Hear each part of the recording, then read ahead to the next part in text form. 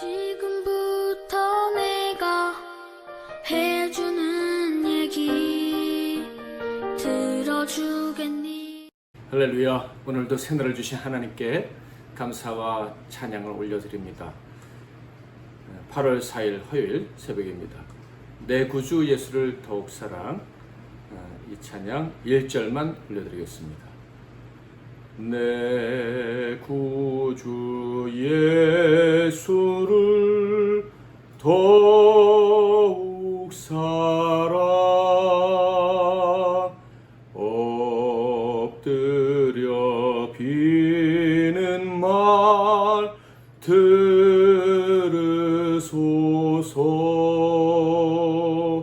내 진정 소원이 내 구주 예수를 더욱 사랑, 더욱 사랑. 하나님께서 오늘 우리에게 주시는 말씀은 이사야서 15장 1절부터 16장 14절까지 말씀이 되겠습니다. 구약성경 이사야 15장 1절부터 16장 14절 말씀까지, 제가 15장 1절부터 4절까지만 봉독해 드리겠습니다. 모압에 관한 경고라. 하룻밤에 모압 알이 망하여 황폐할 것이며 하룻밤에 모압 기르가 망하여 황폐할 것이라. 그들은 바윗과 디본 산당에 올라가서 울며 모압은 느보와 메드바를 위하여 통곡하는도다. 그들이 각각 머리카락을 밀고 각각 수염을 깎았으며 거리에서는 굵은 배로 몸을 동였으며 지붕과 넓은 곳에서는 각기 애통하며 심히 울며 헤스본과 엘랄레는 부르짖으며 그들의 소리는 야하스까지 들리니 그러므로 모압의 군사들이 크게 부르짖으며 그들의 혼이 속에서 떠는도다. 아멘. 오늘은 교만한 자들의 갑작스런 통고, 교만한 자들의 갑작스런 통고, 이런 제목으로 하나님 말씀을 상고하겠습니다. 오늘 말씀은 이스라엘의 이웃 국가인 모압의 멸망에 대한 예언의 말씀입니다. 먼저 1절을 볼까요? 모압에 관한 경고라. 하룻밤에 모압 알이 망하여 황폐할 것이며 하룻밤에 모압 기르가 망하여 황폐할 것이라. 모압의 멸망의 특징을 한마디로 하룻밤에 망한다, 이렇게 1절에서 표현하고 있습니다. 하룻밤에 망한다, 이게 어떤 의미겠습니까? 전혀 예상치 못했던 멸망이다, 이런 뜻이죠. 그들은 별로 침략도 받지 않았습니다. 이스라엘과 남쪽 유다의 멸망을 보면서도 그들은 비교적 안전하게 살아가고 있었습니다. 그래서 그들은 상대적으로 아주 안전하다고 생각을 했었던 거예요. 그런데 갑자기 망한 것입니다. 그래서 그들은 통곡할 수밖에 없다, 이렇게 기록되어져 있습니다. 2절부터 5절까지가 그거죠. 그들은 바윗과 디본 산당에 올라가서 울며 모압은 느보와 메드바를 위하여 통곡하는도다. 그들이 각각 머리카락을 밀며 각각 수염을 깎았으며 거리에서는 굵은 배로 몸을 동였으며 지붕과 넓은 곳에서는 각기 애통하며 심히 울며 헤스본과 엘랄레는 부르짖으며 그들의 소리는 야하스까지 들리니 그러므로 모압의 군사들이 크게 부르짖으며 그들의 혼이 속에서 떠는도다. 내 마음이 모압을 위하여 부르짖는도다. 그 피난민들은 소알과 에글락 슬리샤까지 이르고 울며 루잇 비탈길로 올라가며 호로나임 길에서 패망을 울부짖으니, 처음부터 끝까지 계속 울고 통곡한다 라는 말씀입니다. 이 통곡의 의미가 무엇이겠습니까? 우리에겐 기회가 없었다라는 의미를 가지고 있어요. 사랑하는 자가 갑자기 세상을 떠나면 더 기가 막힌 감정을 느낍니다. 마지막에 함께 할 수 있는 시간이 없었다는 것에 더 억울함을 느끼죠. 이 모압의 멸망이 그렇다는 것입니다. 갑작스러운 멸망에 우리는 기회가 없었다, 이런 생각에 더 억울함을 느끼면서 그들은 슬퍼하고 통곡한다, 이런 얘기입니다. 자, 그런데 정말 그들의 멸망은 억울한 멸망인가요? 성경은 그들의 행위를 감추지 않고 그대로 드러내고 있습니다. 그들의 행위의 특징 중 하나가 무엇입니까? 하나님의 사랑하시는 이스라엘과 유다도 범죄함으로 말미암아 무서운 징계를 받는 것을 보면서도 그들은 그 악에서 돌이킬 생각을 하지 않았었다는 거예요. 그러니까 그들에겐 기회가 있었던 거죠. 반면 교사를 삼을 만한 사건이 그들의 눈앞에 펼쳐졌었다 하는 거예요. 역사적으로 봐도 그들은 기회가 많은 민족이었습니다. 룻기서만 보더라도 정말 그들에겐 하나님의 은혜가 있었구나 할 수가 있어요. 다윗의 할아버지 오벳은요, 바로 이 룻이 낳은 사람이죠. 자, 그런데 이 룻이 어떤 여인입니까? 모압 여인이에요. 그러니까 모압 사람이 거룩한 다윗 왕조에 포함될 수 있었다. 모압 사람들에게는 이렇게 하나님이 큰 기회를 주셨다 하는 것을 알 수가 있어요. 그리고 모압의 여인이었던 룻의 옛날에 했던 이야기를 들어보면 다른 족속들과는 달리 모압은 하나님에 대해서 많이 알고 있었겠구나 하는 것을 짐작할 수 있습니다. 룻의 유명한 말을 읽어볼까요? 룻기 1장 16절에서 17절.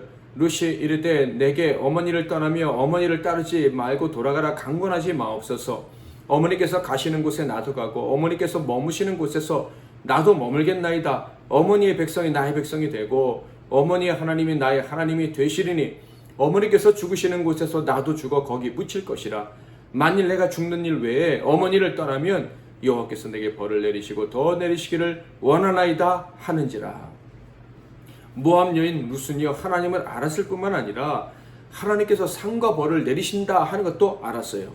이것을 볼 때 모압 사람들 역시 하나님에 대한 지식이 많이 있었겠구나 하는 것을 알 수가 있습니다. 그런데 가만 생각해 보면 그건 당연한 일이 아니겠습니까? 모압이 누굽니까? 아브라함의 조카 롯의 자손입니다. 자, 그런데 안타까운 것은 무엇입니까? 그들이 이스라엘의 범죄에서 하나님의 심판을 받을 때 교훈을 받기는커녕 기뻐했다는 거예요. 심지어 대적하고 괴롭히기까지 했었다 하는 것입니다. 그들은 하나님의 백성들이 범죄에서 재앙을 당했을 때 기뻐했고 거기서 교훈을 얻을 생각은 하나도 하지 못하는 참 어리석은 자들이었다 하는 거예요. 그들은 멸망을 벗어날 기회를 차버린 것입니다.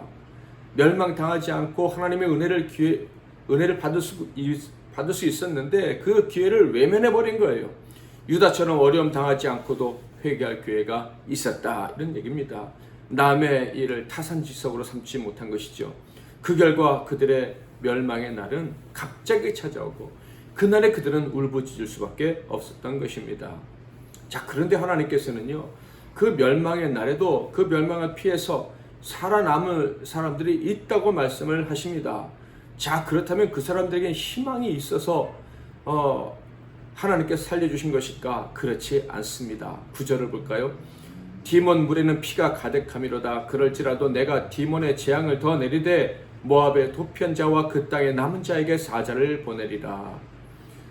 이것이 재앙을 피해 도망한 사람들의 운명입니다. 그들에게 사자가 올 것이다 라고 얘기합니다. 근데 여기서의 사자는요, 천사도 아니고 하나님의 사자 예수도 아니고요, 죽음의 사자를 말하는 거예요. 곧 바벨론 왕 느부갓네살을 말합니다. 그가 와서 그 환난을 피해 남은 사람들까지 다 찾아서 멸망시킬 것이다 라는 말씀인 거예요. 그러니까 기회를 외면하고 저버린 자에게 하나님께서 칼을 빼신다면 아무도 피할 수 없다는 것을 아주 극명하게 보여주시는 말씀인 거예요. 모압은요, 기회를 잡을 수 있었지만 스스로 패망의 길을 가고 말았습니다.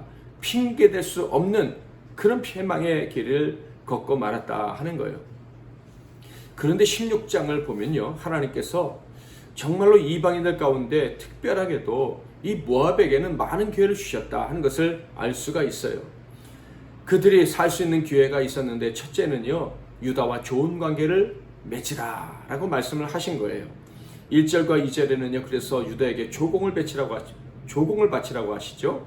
너희는 이 땅 통치자에게 어린 양들을 들이되 셀라에서부터 광야를 지나 딸 시온산으로 보낼지니라. 모압의 딸들은 아드론 나루에서 떠다니는 새 같고 보금자리에서 흩어진 새 새끼 같을 것이라.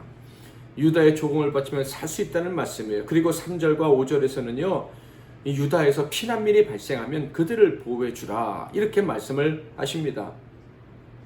왜냐하면 유다는 망하지 않을 것이고, 그리고 다윗 왕조는 반드시 다시 일어나서 든든히 서게 될 것이기 때문이라는 거예요. 5절을 볼까요? 다윗의 장막에 인자함으로 왕위가 굳게 설 것이요 그 위에 앉을 자는 충실함으로 판결하며 정의를 구하며 공의를 신속히 행하리라. 하나님께서 다윗 왕조를 회복시키시고 공의와 정의를 실행하실 때 모압 너희가 구원을 받기를 원한다면 반드시 유다와 좋은 관계를 맺어야 할 것이다 라고 하나님이 말씀을 하신 거예요. 그런데 모압은요, 이 하나님 말씀에 어떻게 반응을 했습니까? 6절, 우리가 모압의 교만을 들었나니 심히 교만하도다. 그가 교만하며 분노함도 들었거니와 그의 자랑이 헛되도다. 그들은 교만했습니다. 그래서요, 예전 이스라엘 백성들이 출애굽할 때 그들의 땅으로 통과하지 못하게 했던 것처럼 이스라엘 백성이 어려울 때 도와주지 않았습니다. 오히려 이스라엘 백성들이 힘들 때 거만하게 행동을 했습니다. 그들은 하나님의 백성을 우습게 여긴 거예요. 더 나아가 하나님도 우습게 여겼던 것입니다. 교만해서 하나님 말씀을 외면하고 말았던 거예요. 하나님께서 그토록 기회를 주시려 하셨지만 그들은 그 기회를 철저히 외면했다. 이것이 16장에서 들려주시는 말씀이에요. 그래서 그들은 결국 저주의 날, 멸망의 날, 통공의 날을 맞이할 수밖에 없었다 하는 거예요.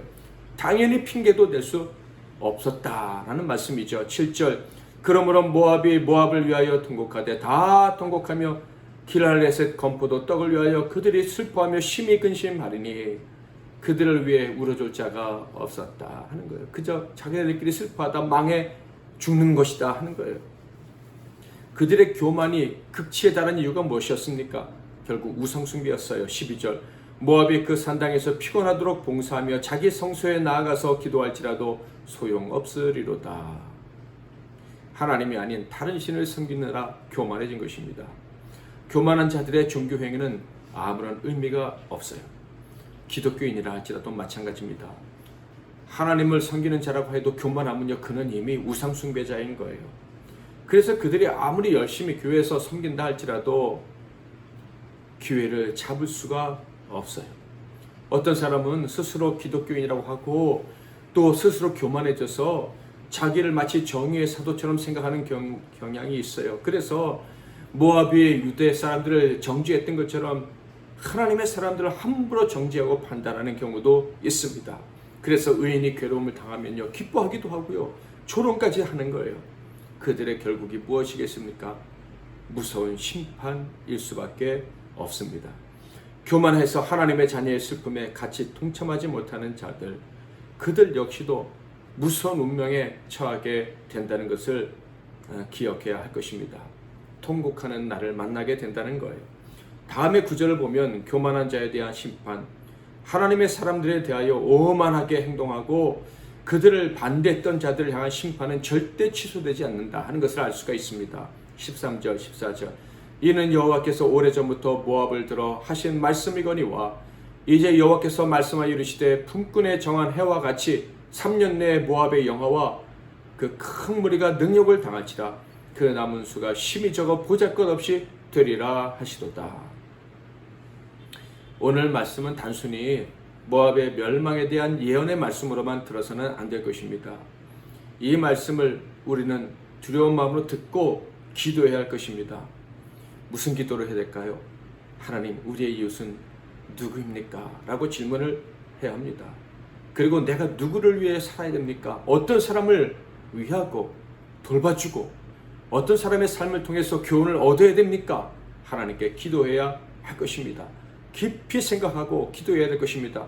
그래서 우리는 우리의 참된 이웃을 알고 그들을 사랑해야 될 거예요. 만약에 하나님이 우리에게 주신 이웃, 참으로 우리가 섬겨야 될 하나님의 자녀들을 섬기지 않는다면, 그들의 유익을 위해 살지 않고 오히려 그들을 해롭게 하거나 그들이 고통당할 때 즐거워한다면 우리는 영원토록 하나님의 은혜로부터 멀어지게 될 거예요. 회복의 기회, 회개할 수 있는 기회 잡지 못할 수도 있는 거예요. 그러므로 성도 여러분, 기도하십시다. 하나님, 내 눈을 열어서 하나님의 사람을 알아볼 수 있게 해달라고 기도하십시다. 진심으로 이웃을 사랑하게 해달라고, 진심으로 사랑해야 될 이웃을 사랑하고 그들의 유익을 위해서 살게 해달라고 기도하십시다. 그것이 겸손한 사람의 삶이며 기회를 잡는 사람의 삶인 거예요. 둘째로, 악한 자들이 우리를 대적하고 시기할 때 두려워하거나 부당함을 느끼며 힘들어하지 맙시다. 하나님의 자녀가 확실하다면 우리가 하나님의 의와 공의를 사랑하며 하나님 뜻대로 순종하며 살기 원하고 하나님의 그 권위를 철저히 인정하며 살아가는 사람이 맞다면, 세상과 손잡고 살아가려는 사람이 아니라면, 오직 하나님만 의지하고 살려는 사람이 맞다면, 우리를 부당하게 대적하는 자들은 그저 불쌍한 사람들일 뿐인 거예요.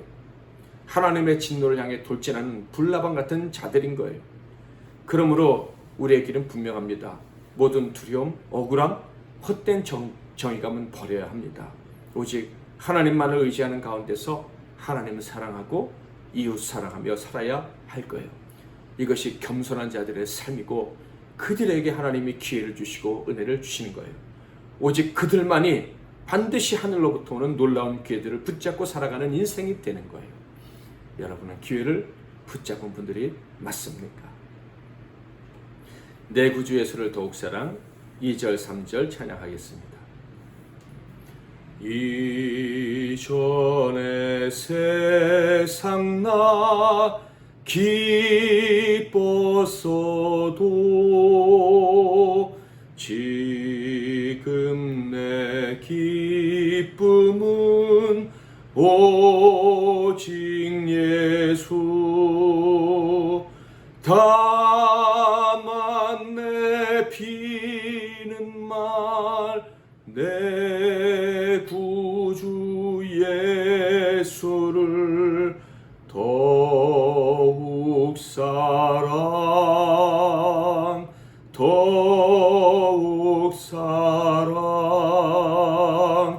이 세상 떠날 때 찬양하고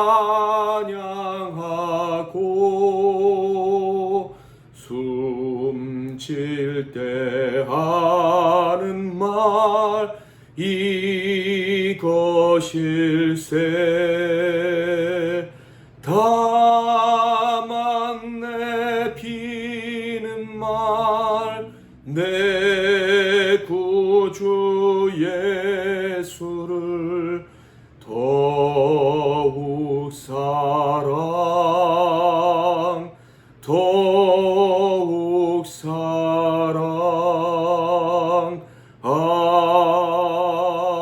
아멘. 기도 제목을 가지고 먼저 기도하고 또 각자 기도하시다가 오늘 하루를 시작하시길 바랍니다. 기도 제목을 드리겠습니다. 하나님, 우리에게 겸손한 마음을 주옵소서. 그래서 다른 사람의 고통으로 인해 교훈을 받을 수 있으며 또 고통당하는 교우들과 함께 할 줄 아는 사랑이 넘치는 인생을 살아가게 해달라고 기도하겠습니다. 두 번째는 민족 복음화, 세계 복음화를 허락하시고 이 놀라운 역사에 우리가 꼭 동참할 수 있게 해 주옵소서. 특별히 우리 민족 가운데 큰 비로 환난당하는 성도들, 교우들, 이웃들을 불쌍히 여기시고 너끈히 어려움을 딛고 일어나게 해달라고 기도하겠습니다. 세 번째는 오늘 하루의 삶을 위해서 우리가 사랑하는 모든 사람들, 동역자들과 사역자들, 그리고 우리 MBC 나눔교회와 이 땅의 교회들을 위해서 기도하겠습니다. 제가 먼저 잠깐 기도하겠습니다. 하나님 아버지, 하나님 앞에서 교만함이 얼마나 무서운지 깨닫게 해주시니 감사합니다. 갑자기 통곡하는 그런 미련한 인생 살지 않고 환난 중에도 기회를 얻는 그런 복된 삶을 살기를 원하오니 우리에게 겸손한 마음을 허락해 주옵소서. 두렵고 떨림으로 겸손하게 살게 하시고 겸손한 자들의 삶, 곧 하나님 사랑하고 이웃 사랑하는 삶을 살게 하옵소서. 예수 그리스도의 이름으로 기도하옵나이다. 아멘.